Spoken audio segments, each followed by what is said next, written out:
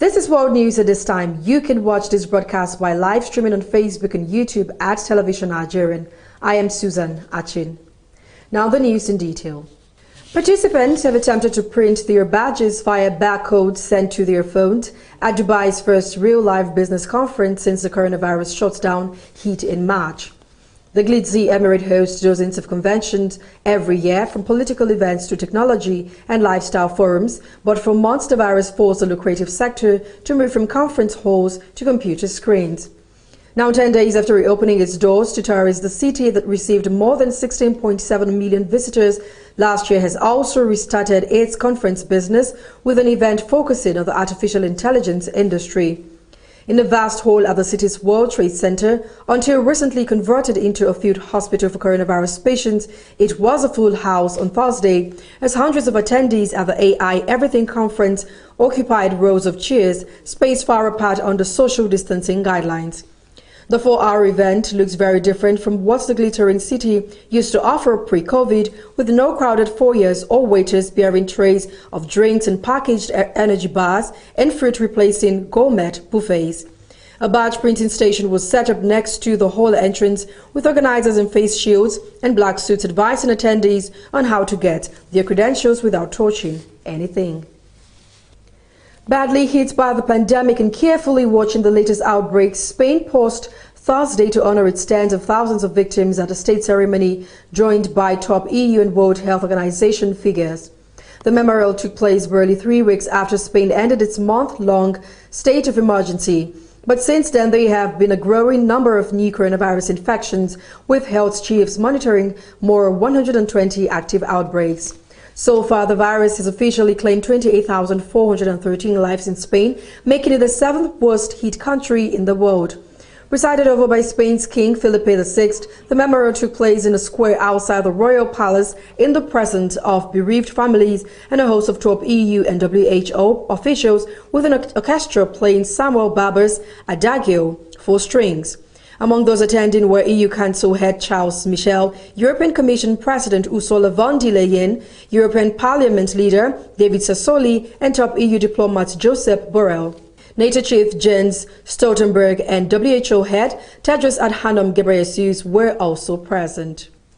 Now, Tunisian Prime Minister Elias Fakhfakh resigned from his post on Wednesday, the government confirmed in a statement.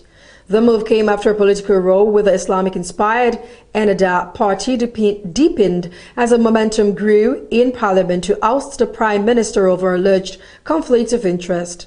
In a statement, Fakhfakh's office said he handed in resignation to avoid conflicts between institutions in the country and to open a new path for him to get out of the crisis. Tunisian President Kais Saied must now choose a new candidate for Prime Minister who will be in charge of forming a new government. Political divisions in parliament mean the task won't be an easy one, and a failure to form a government could lead to an early election.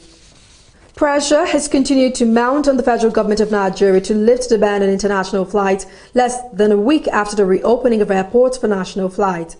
But the Nigerian Civil Aviation Authority, NCAA, the apex aviation regulatory agency, insists the time is not ripe to resume international operations, even as it stated that the decision was beyond it.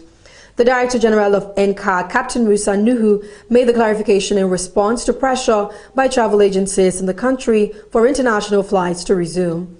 At the NCAA Industry Restart webinar held on Tuesday, travel agencies made a passionate appeal to the authority to lift the ban on international flights. The president of the National Association of Nigerian Travel Agencies, Susan Akporiaye, and her predecessor, Bernard Bankole, spoke on behalf of the travel agencies, which constitutes the downstream sector of the aviation industry.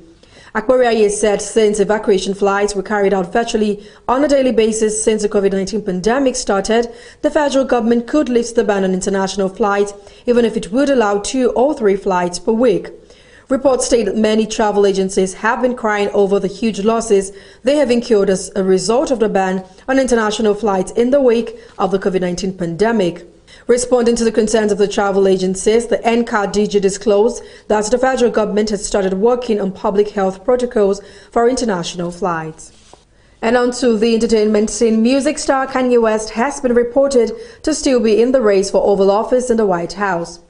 This is coming hours after a report had claimed that the rapper had dropped out of the race. West made his first official step by filing with the Federal Election Commission, seeking the office of president on Wednesday, July 15, 2020. According to TMZ, West filed the first form required by the Federal Election Commission to run for president on Wednesday, July 15. He filed out Form 1, Statement of Organization, declaring that he would run with his party BDY, which stands for the Birthday Party.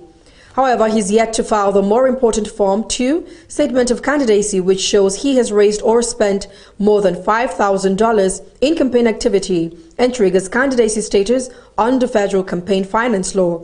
West first announced his presidential aspirations about 11 days ago on Twitter, and there were speculations about the timing of the declaration, as he had already missed every single state filing deadline for the two major parties and nearly all state primaries.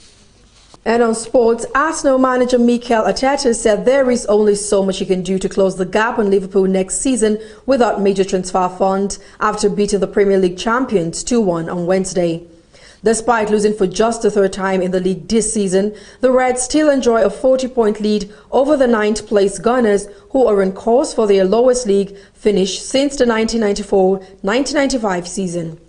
Arteta has improved the side since landing his first managerial role in December and believes the attitude of his squad now matches the desire of Liverpool, if not the quality. Arsenal profited from the two rare errors from the world's most expensive defender, Virgil van Dijk and Alisson Becker, who also cost a then world record fee for a goalkeeper when he joined Liverpool from Roma in 2018. Those signings helped shore up a previously leaky defense to turn club's men into world, European and English champions. That was World News on Television Nigerian. I am Susan Achin. Thanks for watching and stay safe.